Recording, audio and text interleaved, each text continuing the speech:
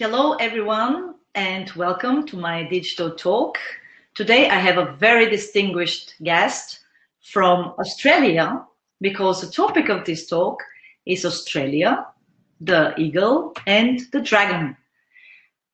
Graham Connolly, my guest today, has a broad commercial and public law practice. He appears regularly as counsel in trials and appeals in both the federal and New South Wales courts and tribunals, and has appeared successfully in applications and appeals to the High Court of Australia. Mr. Connolly has advised on and appeared as counsel for the Australian government and the state of New South Wales in constitutional, public law, and public international law cases. He also advised the Australian government on national security law and public international law matters.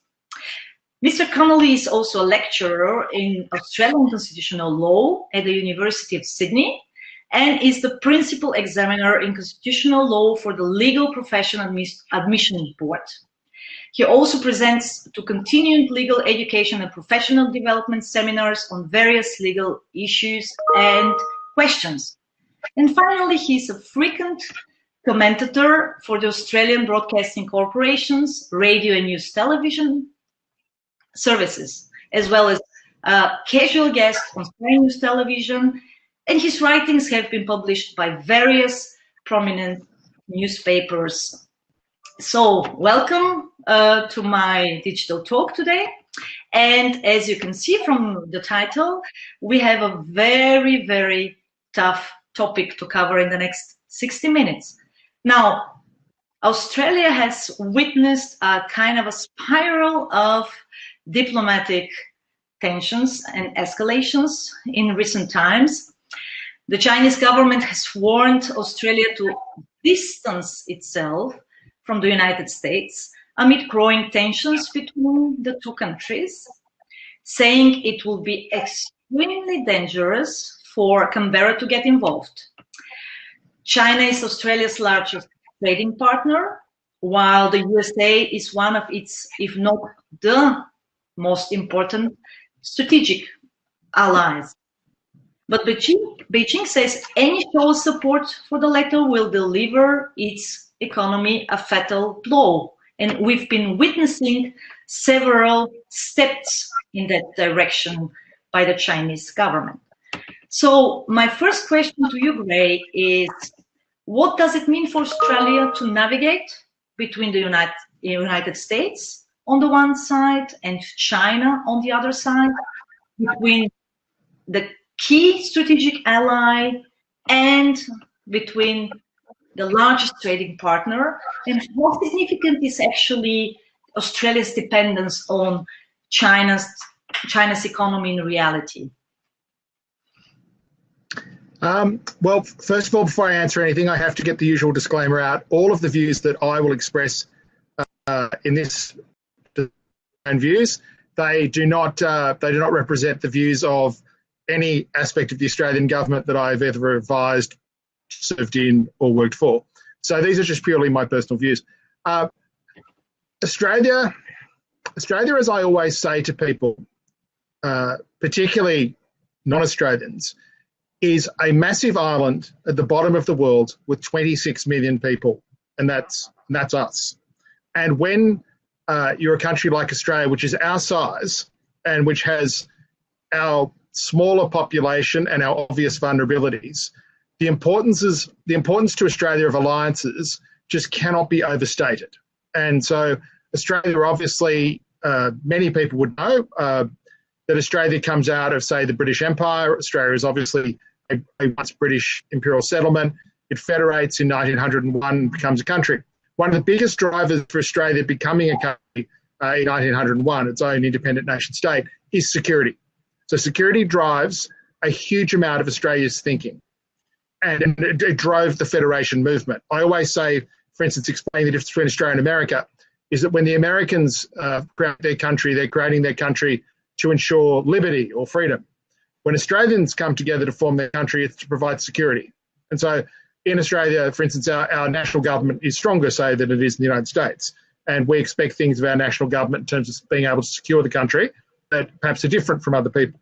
But one of the reasons why in Australia we have these demands placed on our government and so on is because we have such a large country to secure, and we have such a limited number of people to do it with. So allies are very, very important to Australia.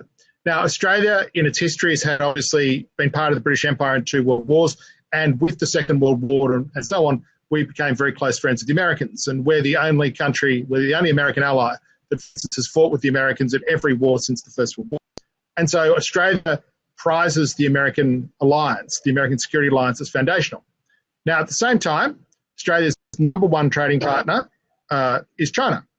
China is an enormous customer of Australia, from everything from iron ore and gas to universities. I mean, China is our number one source of students. So it's very, very difficult for Australia to publicly anyway navigate that relationship. And so I think Australia's approach to current unhappiness is to obviously form a coalition like we have to try and get an inquiry into the virus, and then to work with part of that coalition. At the same time, I think Australia will be very reluctant to have a longer-term problem with China. I think that's not just the fact that they are obviously so big and such an important customer, but I think Australians are fairly realistic, and there would be nothing worse for Australia than the backing of the Chinese into a corner. And I think Australia is very sensitive to the fact that the Chinese government, Beijing, for lack of a better word, has really suffered a degree of loss with its own people. And particularly with what's going on in Hong Kong, particularly for Australia, there are 100,000 Australians who live and work in Hong Kong. I had an older family member who was once one of them. So Australia has very, very deep linkages with China. And I think we would be very reticent to escalate any problems beyond what we already have. Mm-hmm. Australia was also the country that was pressing for a global inquiry into COVID-19. Now, obviously, we are still amidst of a COVID-19 virus outbreak, and it was the country, among other Western countries, that was really, really pushing for this kind of inquiry regarding the origin of the virus. How did this affect actually the current relations with China? We know that they were not just, they didn't just remain at the diplomatic language with certain threatening of retaliation on the side of China, but there were also tariffs introduced for Australia. Is this linked to the inquiry into COVID-19, or is it something deeper behind it that we want to unpack? There are the quick answer would probably be no, but obviously Australia pushing for the inquiry did not help in terms of relations with a China that probably feels quite bruised. Australia actually has a free trade agreement with, so we, to the degree that Australia will respond to China on these issues, it will probably be in accordance with the provisions of the China-Australia Free Trade Agreement. I mean, that's what we will do. And I think we will play, to use a cricket parlance, we will play a very straight bat. We will not try and inflame the situation any further. In relation to the inquiry, there is an obvious problem with how, not just how China handled this, but how the World Health Organization handled this. I think it's one thing to say that China has problems. It's another thing, again, for the World Health Organization to have behaved as deplorably as it has. And it's a very big problem for a country like Australia, where, as I said at the very beginning, we're at the bottom of the world. Australia had a tremendous problem with the Spanish flu after the First World War. And so Australia is very, very sensitive to the fact that we do not have the cheek by jowl existence of other people. We are somewhat probably more susceptible to viruses spreading simply because we don't have the immunity, say, that other populations may have. And the one big problem with the Chinese explanation for the virus about the wet market was obviously anyone who's travelled in Asia knows these wet markets are everywhere. If the virus spreads simply through a animal to human transmission in a wet market, given how many of these wet markets there are, we should be having these sort of catastrophic viruses all the time. but we are not. And so I think just as a matter of just being a good international public citizen, I think we all want to get a handle on the virus where it began. If it has a benign explanation, so be it. But really, it's up to the Chinese, particularly as they aspire to become a prominent member of the international community in the sense of being a law-abiding member. It will want to have a proper investigation. And I think our best way of dealing with China is by presenting not just our free trade agreement, but the expectation that China would want to behave as a responsible international citizen. Mm-hmm. And what about the current relationship with the US administration? How would you assess Australia's relationship with the United States during Trump administration?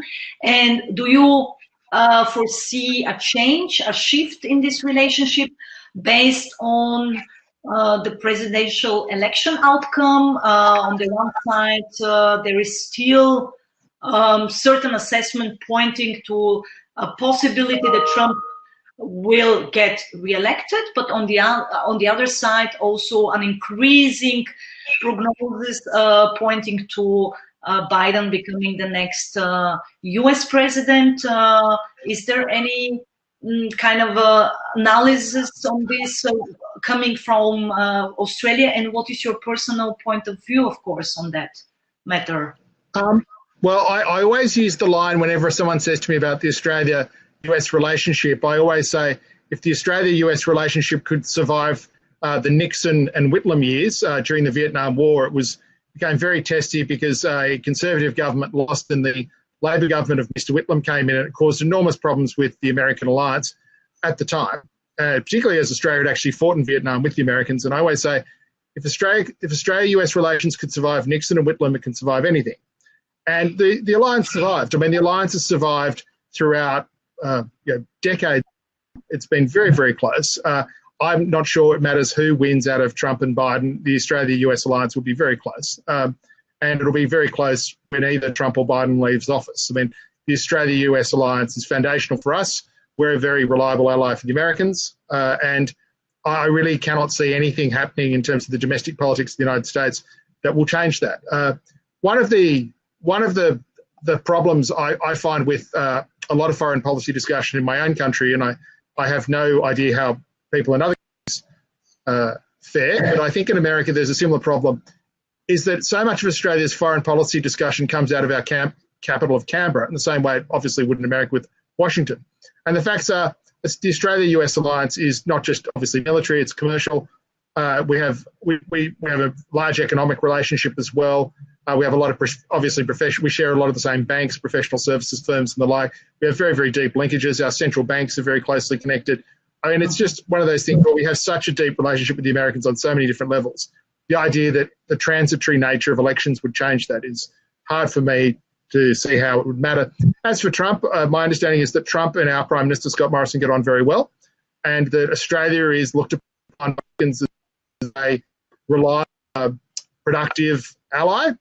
And I mean, under previous administrations, Obama liked Australia. Apparently, we're kind of the high value, low maintenance ally, if I can put it that way. Australia is sort of high value. We contribute, we help out, and we're low maintenance. We really don't complain a lot. We don't ask a lot. I mean, I think I can just take the point more broadly.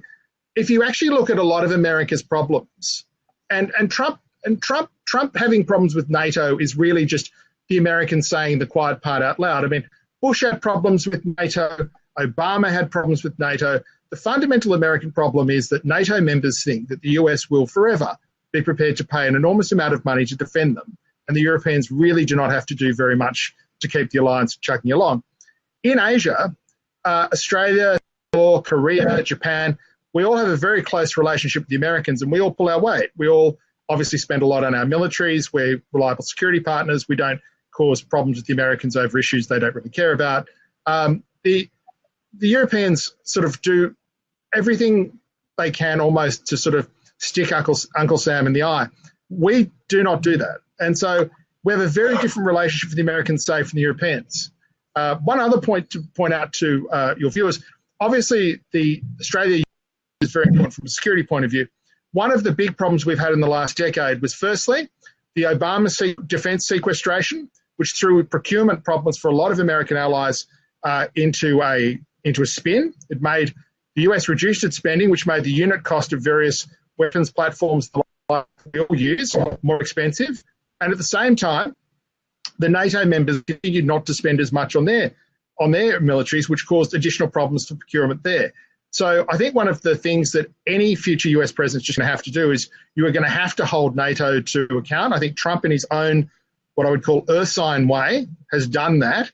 And I think NATO will actually probably come out of the Trump years a lot stronger for the simple fact that Trump has simply said what every other US president said quietly, and that is everyone in NATO, everyone in the alliance has got to play their part, and everyone's got to open their wallets and contribute.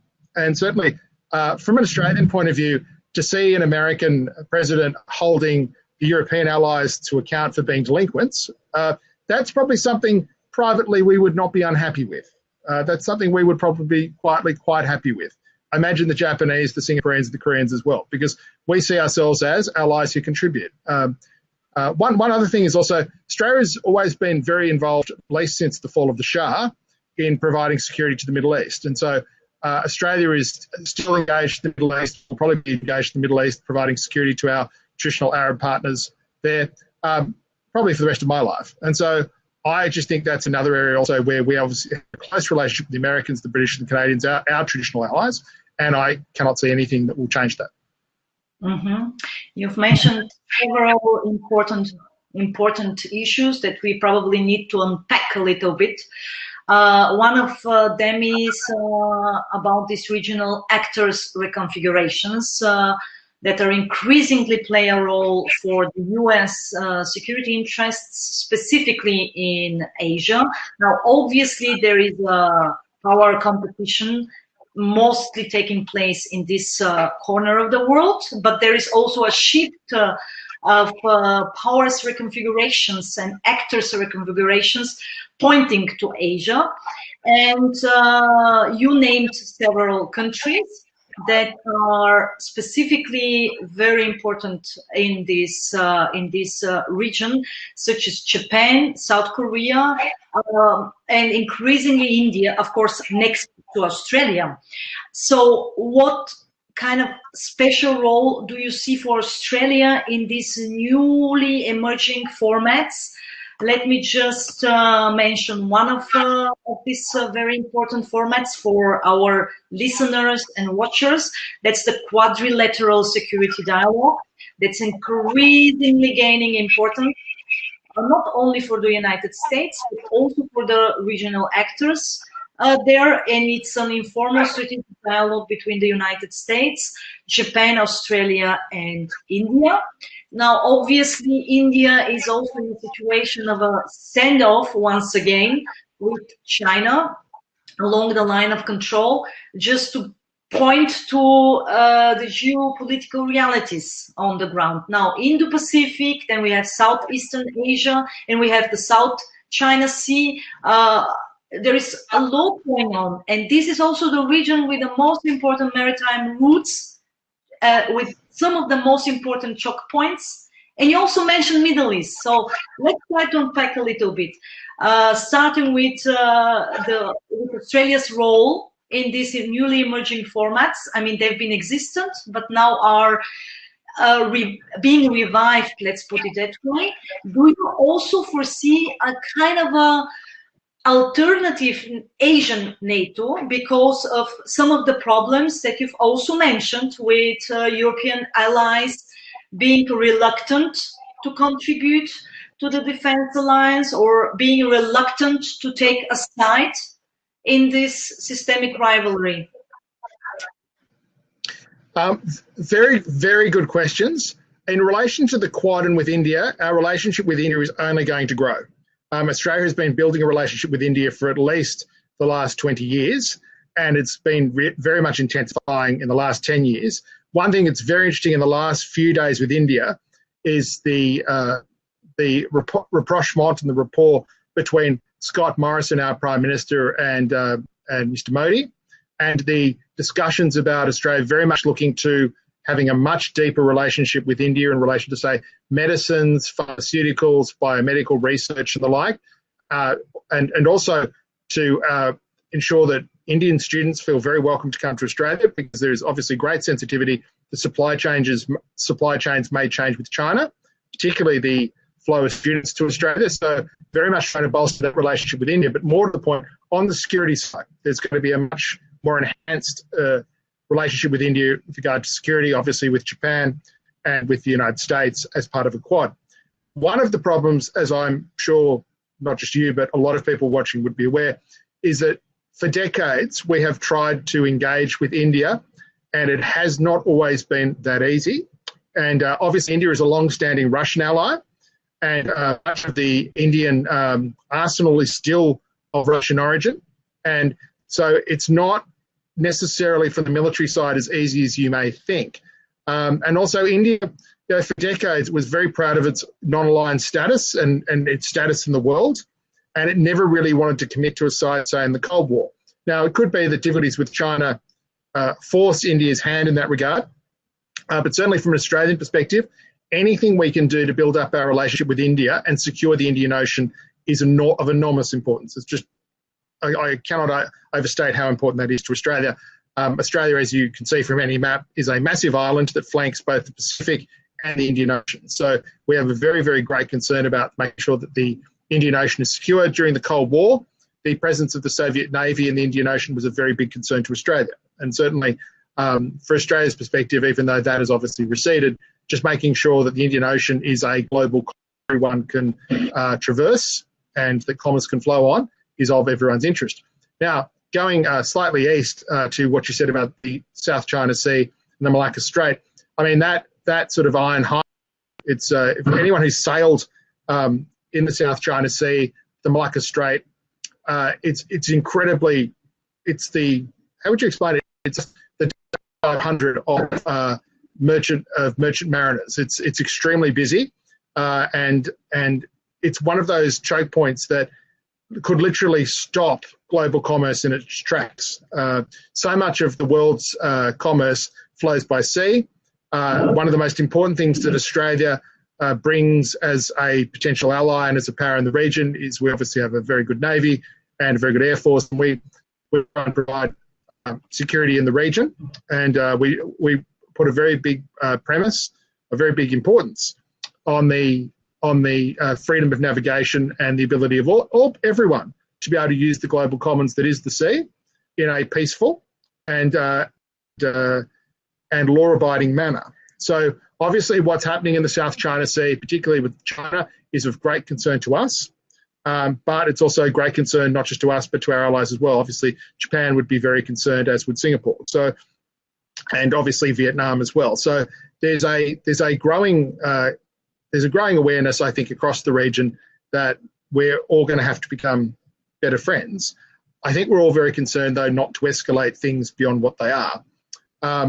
Finally, the other point is with India is that we in Australia have very deep links with India. We have deep cultural links.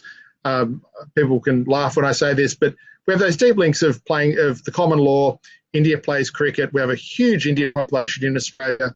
They are very, very important. In the same respects in Australia, the Chinese Australian voting base is very important. So is the Indian. And so we have very, very deep cultural and human links between both China and India. And for a country like Australia, which is very much an immigrant country, those factors do not tend to get covered by a lot of people, but they are very important.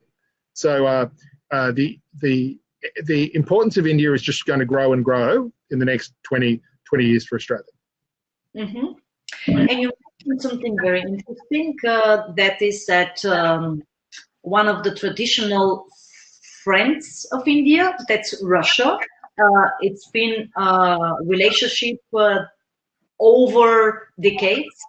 During the Cold War, even though that India was part of the bloc of the non-aligned countries, that this kind of friendly relations have been built in various fields to exchange of political, economic ties, students, and so on and so on.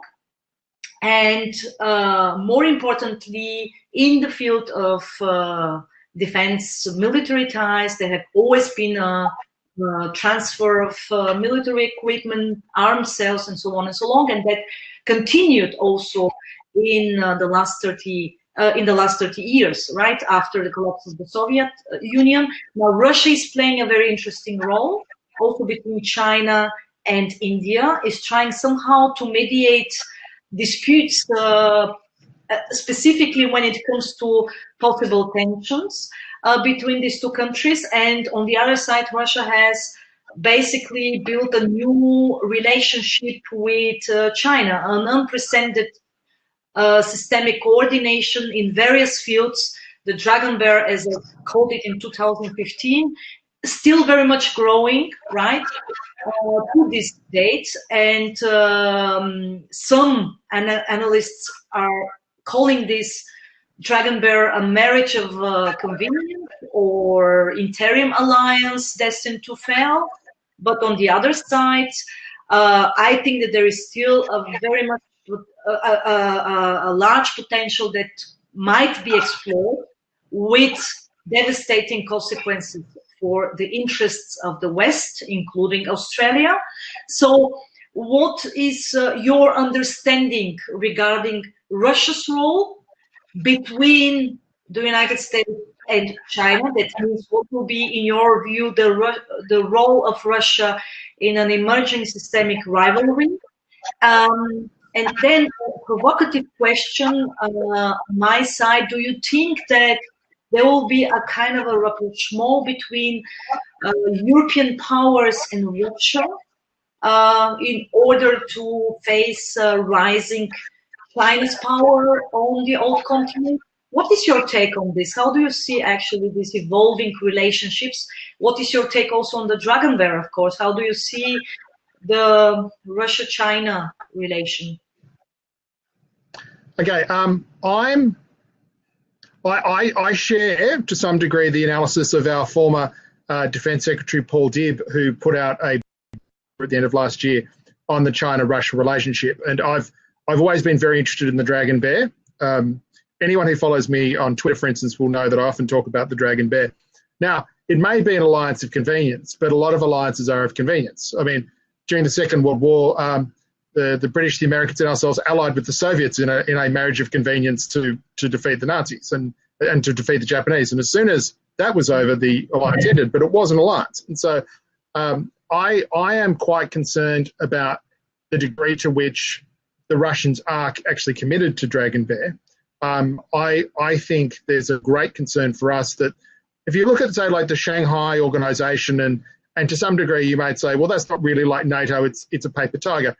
It may be, but it's the beginning of something. Everything begins as something. Every alliance begins as a paper tiger. It's the nature of alliance. It begins as literally a scrap of paper, as the Kaiser said. But it eventually becomes like the scrap of paper, something people go to war over. And my concern is that, particularly for a country like Australia, if China and Russia deepen their alliance, and particularly with Iran as part of it, you're starting to look at three very, very large powers dominating the Eurasian landmass. The one interesting thing when you mention India is both India and Turkey are not necessarily as opposed to, say, the Shanghai partners as we are. And that's something that does concern me. I mean, it may be that Turkey can keep one foot in both camps. I mean, Turkey, after all, sees itself as a bridge of civilizations, the former Asia Minor. But from our perspective in 2020, it's very concerning that Turkey never quite seems to know whose side it's on, despite the fact that it was a member of NATO that NATO members did a lot for during the Cold War. And so I'm greatly concerned by the Dragon Bear generally.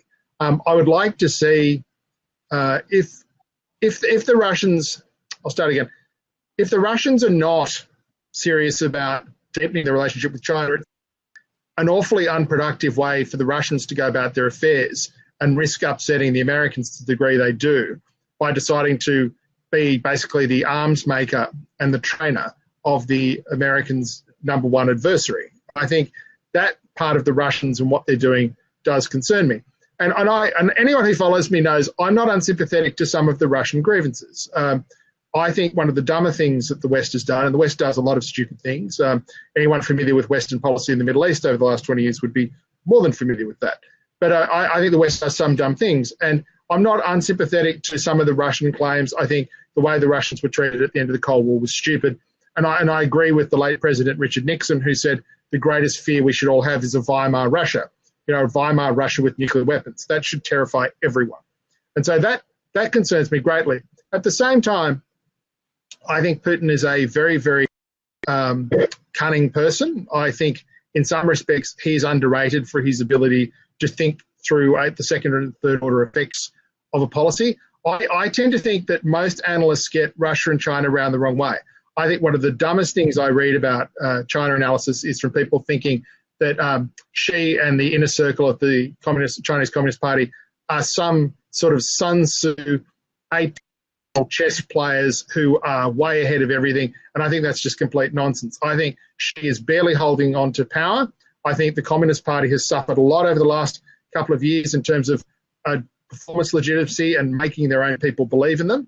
And I think every Chinese communist leader since at least 1971 has the ghosts of Lin Biao haunting them, and they're concerned that they may not be able to control the military in the end. I always point out to people, whenever someone gets power, the first thing they do is they have to lock down the Central Military Commission. And China has a great concern that the country can always fracture. China seems to have two speeds in history, either a very, very strong central government or regional warlordism. And I think for someone like Xi, we tend to think that in the West, we tend to think, well, they're very, very cunning, smart thinkers. A lot of the time, they are just improvising and holding things together and doing whatever they have to do to keep power.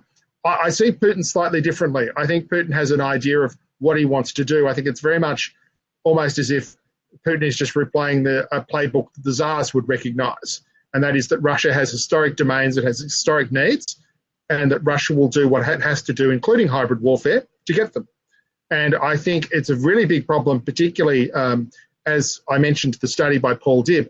It's a very, very big problem where there are former Soviet lands and there are large ethnic Russian populations. There is a very, very big problem with that. The Russians have shown a great ability to mobilise expatriate populations in other people's countries, and that does concern me a great deal. So I find the Dragon Bear understudied. I have no idea why. It's just silly how much people try and put obvious alliance problems into silos of nation states, as if you can understand what China is doing without understanding what Russia is doing, and understanding what Russia is doing without understanding what China is doing, when both of them have an interest in, as Dibb said in his very good paper, revising the state of the world and changing things around.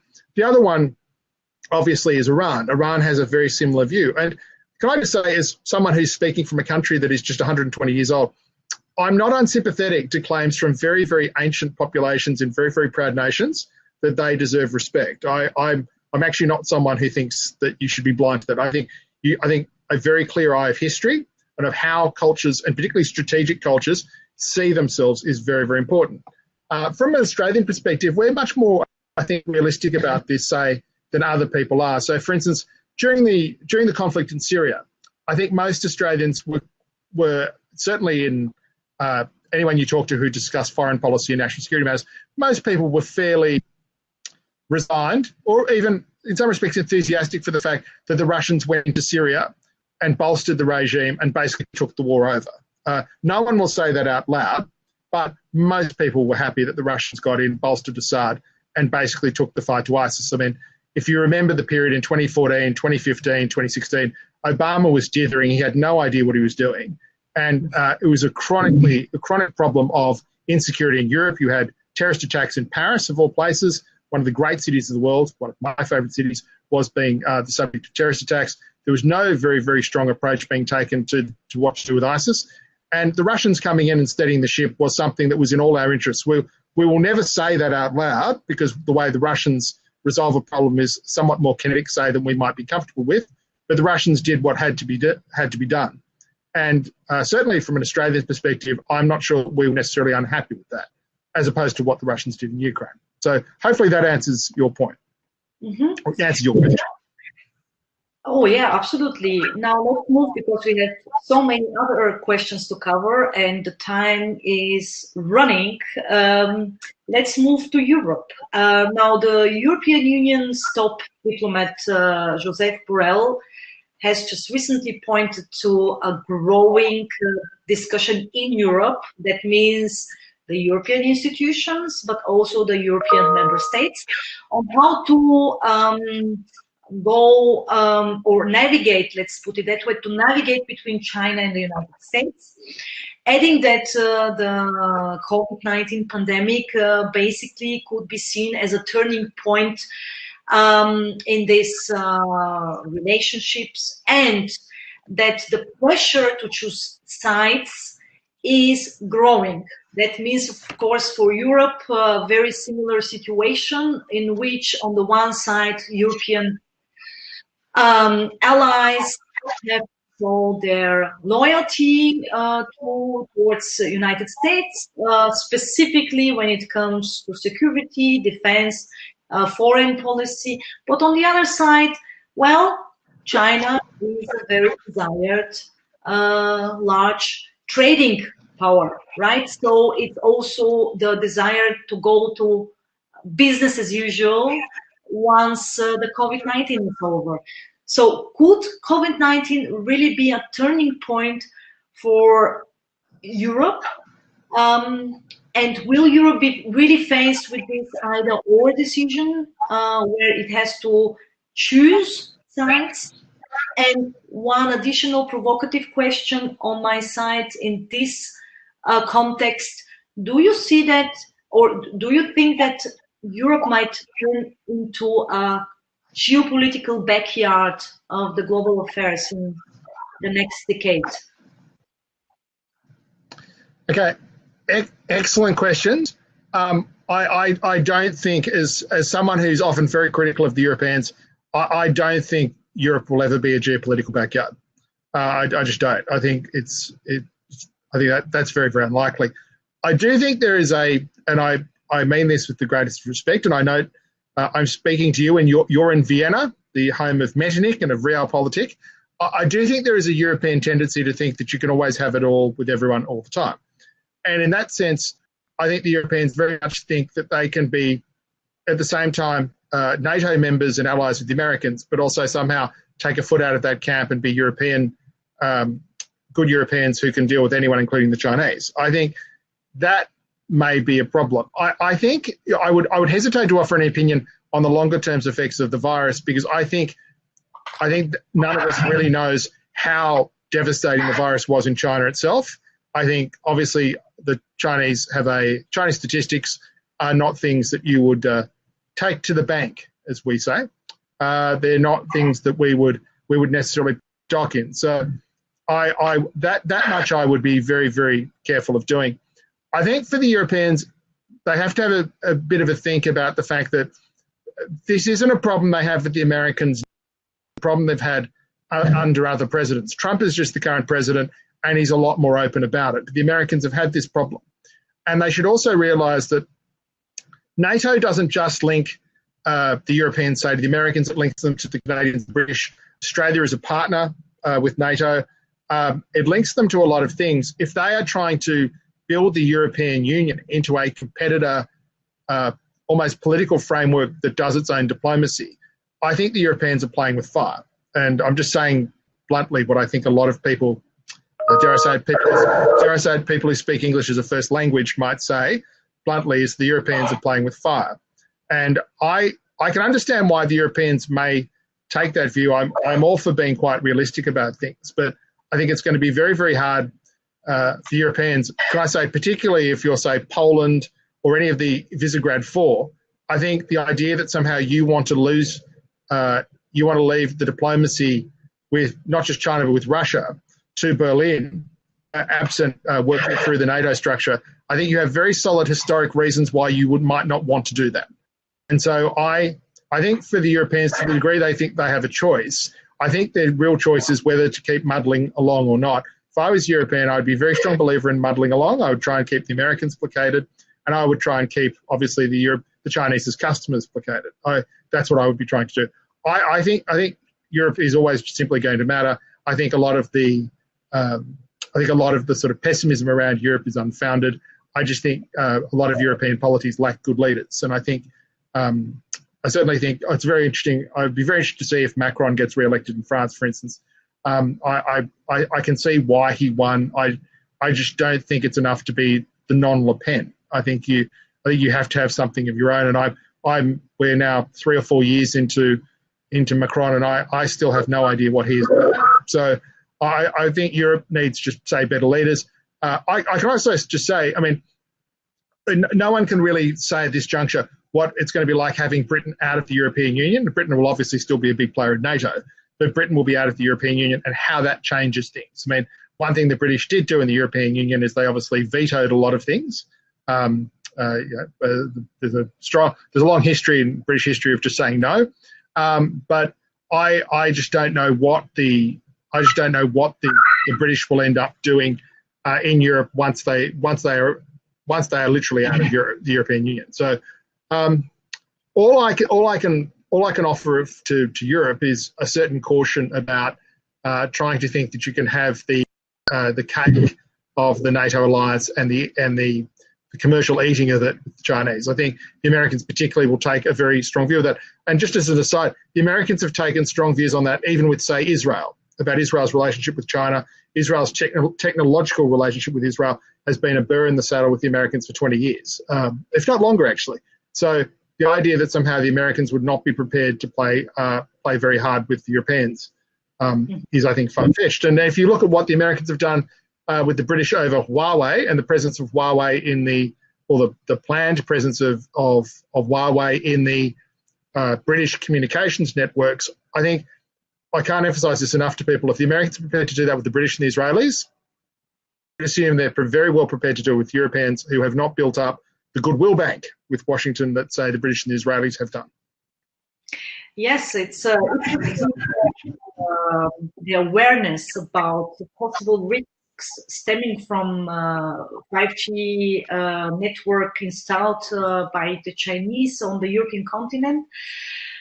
This awareness actually emerged after COVID-19 virus outbreak, because I can tell you that the leading governments of the countries that you've mentioned, such as UK, France, Germany, they were quite friendly about the idea of having Huawei 5G networks in their countries. So basically, there was a sort of a debate taking place in these countries, but on very limited scope.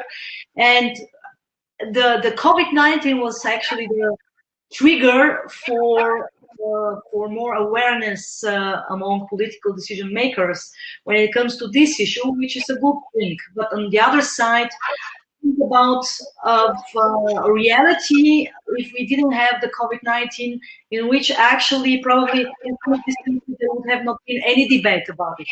Then on the other side, you've mentioned also something very, very important, that is the role of the UK, specifically in the field of defense security. They are a traditional partner, very strong, special partner, not only to the United States, but they have also, you are also partnering in the Five Eyes.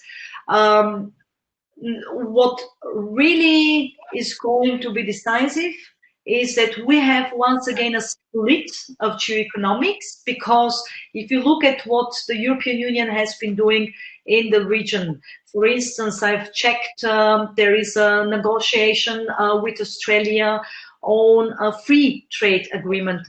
Certainly important for Australia, since the European Union represented Australia's third largest trading partner in 2018, and Australia is ranked the 19th largest trade partner in goods for the European Union. But on the other side, we have the issue with security, we have the issue with emerging geopolitics. So it's going to be very tough to combine these different interests and to combine geopolitics and geoeconomics, which often goes together, right? So yes, on the one side, how is Australia looking actually at the European Union? Is there any Is there any discussion or debate about future relations with the European Union, with Brussels, and with the key states aside from Great Britain? We are not discussing. Oh, no. Yes. There's a very, very strong push at the moment, obviously, for Europe and for a European free trade agreement. There are obvious obstacles. I mean, how much do Europeans want to give Australian, particularly agricultural exports, access to their own markets and the like? Those are natural rub points. But Australia is a great customer of European goods. Obviously, if you drive around the streets of Sydney, there are large numbers of BMWs, Audis, Mercedes-Benz and the like.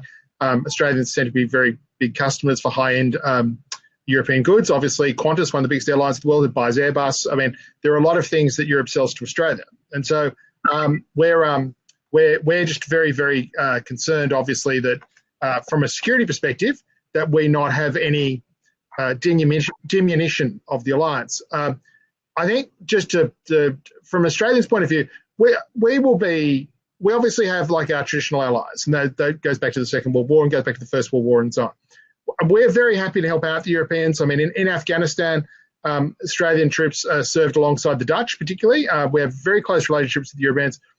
We have a very good rapport with the French, apart from the fact that I think more Australians' war debt is buried in France than in any other country on earth. Australia has a very close relationship with the We have a very good rapport. Obviously, France still holds New Caledonia, which is to our northeast, and the French are involved in our submarine program. So we have a close relationship with a lot of the European powers.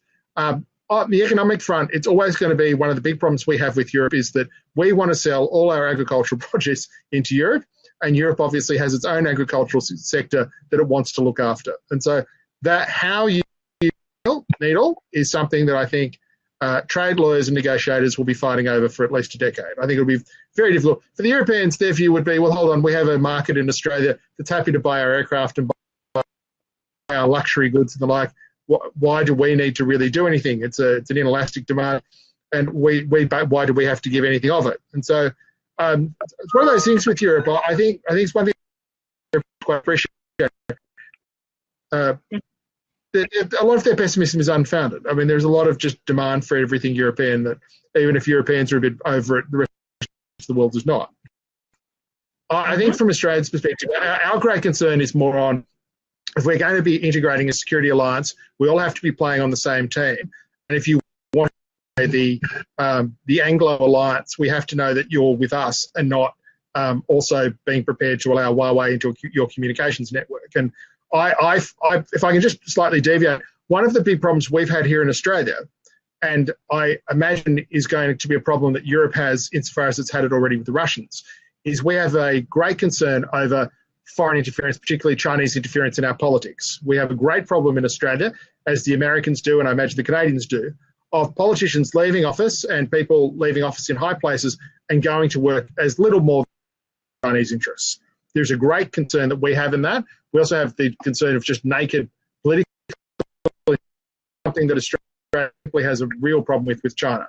And so insofar as Europe does or does not take that seriously, it will affect not just relations with Australia, but with the Americans as well. And so the one thing I say to people that I just don't think people are talking about is a lot of the technology end user part of trade and how we get on. I know people think it's policed now. I think that's just going to get policed more and more as the years go by. I think the idea the Americans particularly are going to allow some of the more lax regimes of the last 20 years to continue on technology transfer is just ridiculous. I think I could almost see the Americans forming their own regime with Japan, Korea, and ourselves and others, and Singapore, to try and protect on the technology front, because there is obvious great concern with that.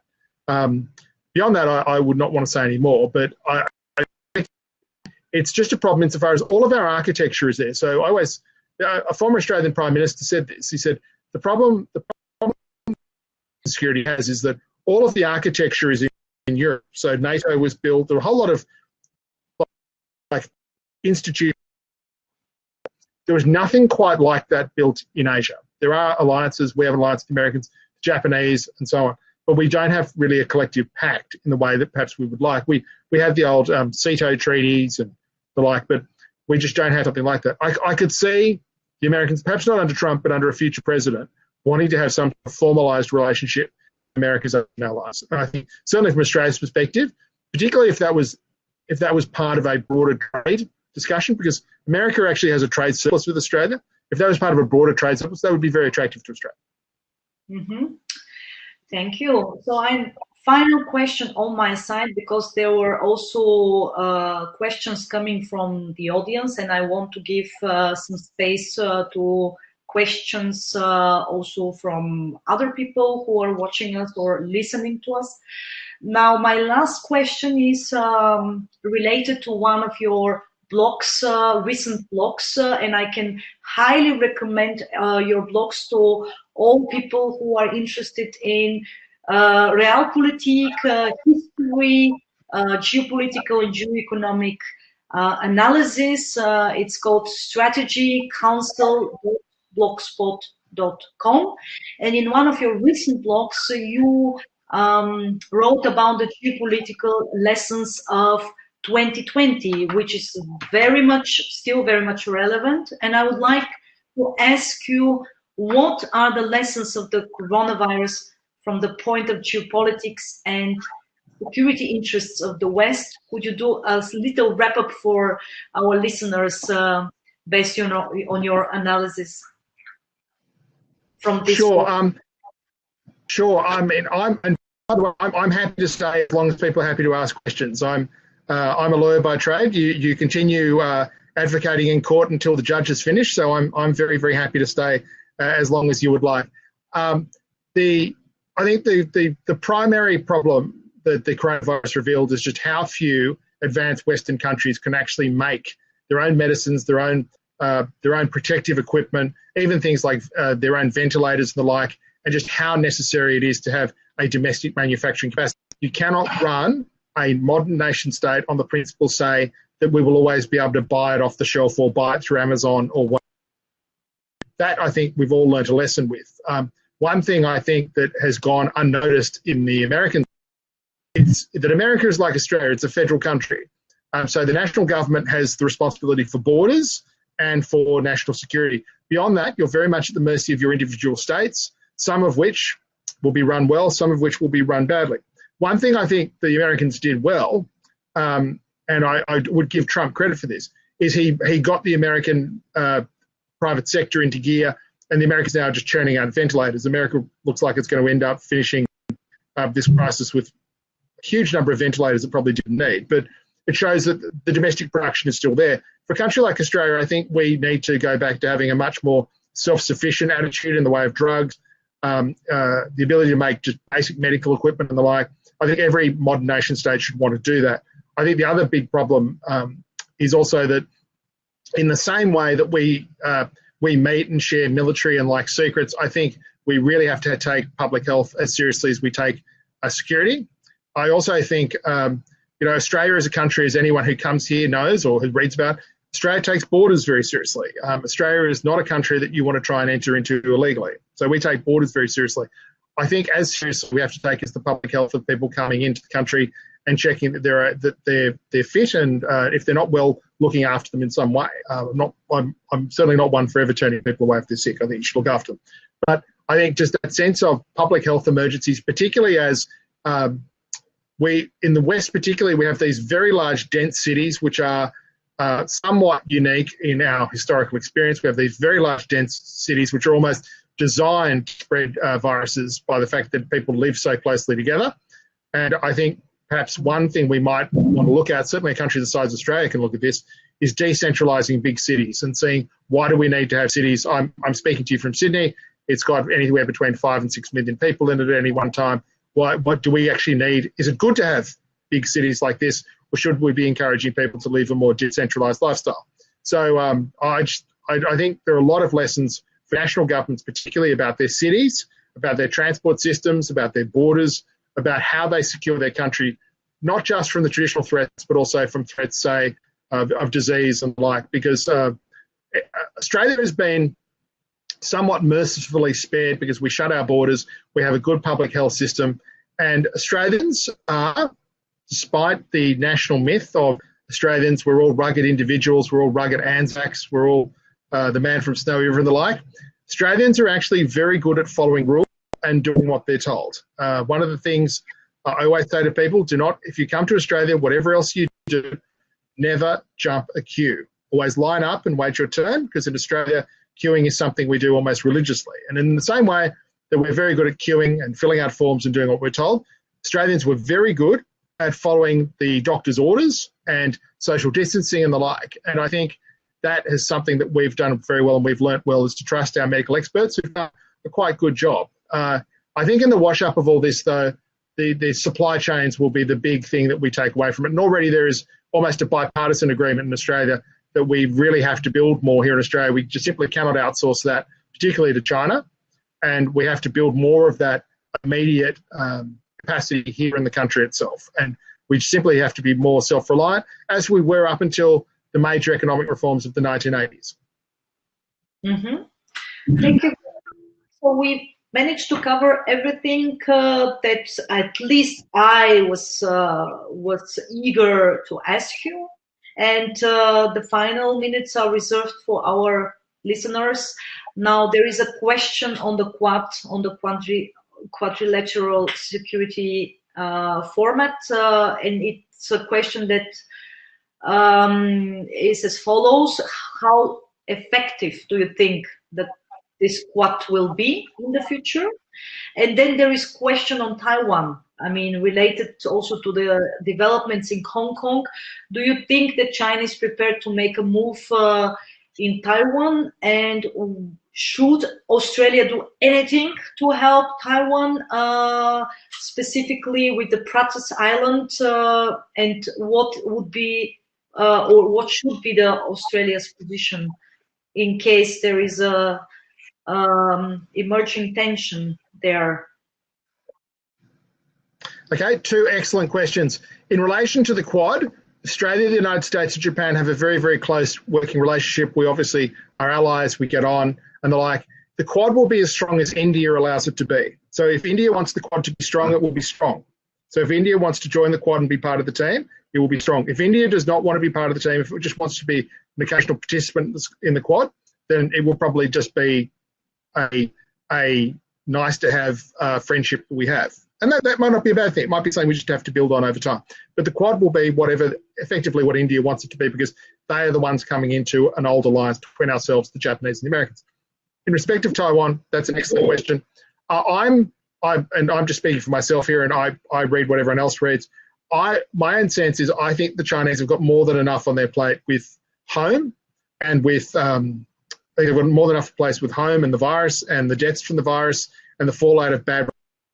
I think the idea that the Chinese would want to try and pick a fight, particularly in respect of Taiwan now, would be just madness. I also think any Chinese move in an American election year, particularly where Trump is one of the candidates, would be just insane. So having said that, strange things happen, but that would just be my one takeaway. In relation to Hong Kong, I just think it's very, very, I think it's tragic what's happening in Hong Kong. I don't just say that Hong Kong and the people, but we have deep relationships with Hong Kong. As I said, 100,000 Australians live and work in Hong Kong. Hong Kong was obviously a British colony. I realised why that might have stuck in Beijing's craw, but the actual Hong Kong people were, in many respects, very sad to see the British go. It's a feature of protests against Chinese action in Hong Kong. In Sydney, you will see expatriate Chinese students, particularly. I've actually tweeted out images of that, flying the old British dragon and lion flag from British Hong Kong. So many people in Hong Kong want to stay. They want to stay and fight for their rights. People like Martin Lee and the like are there fighting for Hong Kong and to keep Hong Kong under the one China, two systems. All I will say for China's perspective is if the Chinese do not see that they are literally forcing Taiwan to never accept any form of relationship of a one nation way with China after what they're doing in Hong Kong, Beijing's mad. I mean, Taiwan is watching very closely and has for 2 years what is happening in Hong Kong. And the idea that somehow China can think that, say, Taiwan will take a different approach to China, irrespective of what China does in Hong Kong, I think is mad. in respect of Australia's position on Taiwan, Australia's position would be with the Americans and the Japanese. I think one thing is it's not just that America has a close relationship with Taiwan, Japan does as well. The idea that Japan, a onlooker, if Taiwan was attacked by China. I find that very, very hard to believe. Mm-hmm. I think. Mm-hmm. Sorry, I think we need to ratchet down tensions. I think. Mm-hmm. Last, very, very provocative question, because we have to finish with something very provocative, since these are figuratively very hot topics. I mean, you are living literally in one of the hotspots of the world, but figuratively seen also. So what do you think? Who is going to politically survive? Xi Jinping or the Russian President Vladimir Putin? Who will be the one who is going to make it longer in terms of political life, of course? We know that both are striving for a long career. Both have, I mean, on the one side, Xi Jinping already being elected for life, but also right now the COVID-19 has affected Putin's efforts towards constitutional change and the possibility for extending mandates until 2036. This is what I'm trying to provocatively ask for those of our listeners who are not familiar with the processes. So what's your take? Okay, my take is, first of all, I've noticed there's been a lot less discussion of Xi as president for life in the last 3 months than there was in the last year or so. And so my own view is that Putin leaves, his duration in office since taking over from Yeltsin and being basically the power in the Kremlin, regardless of Medvedev, I think Putin will outdo Xi in sheer longevity of time. Xi may leave office after Putin, but Putin will have clocked up more years.